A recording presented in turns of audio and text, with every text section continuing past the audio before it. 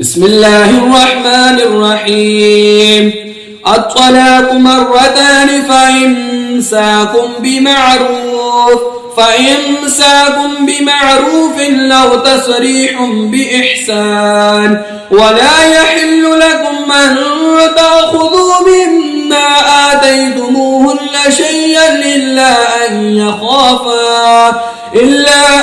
يخافا ألا يقيما حدود الله. فإن خفتم ألا يقيما حدود الله فلا جناح عليهما فيما افتدت به. تلك حدود الله فلا تعتدوها، ومن يتعد حدود الله فأولئك هم الظالمون.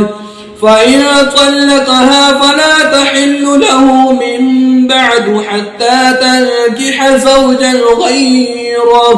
فإن طلقها فلا جناح عليهما أن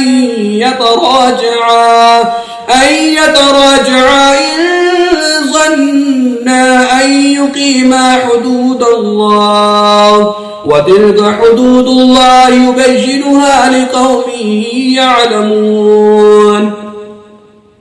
وإذا طلقتم النساء فبلغن أجلهن فأمسكوهن بمعروف أو سرحوهن بمعروف، ولا تمسكوهن ضرارا لتعتدوا، ومن يفعل ذلك فقد ظلم نفسه. ولا تتخذوا آيات الله هزوا واذكروا نعمة الله عليكم وما أنزل عليكم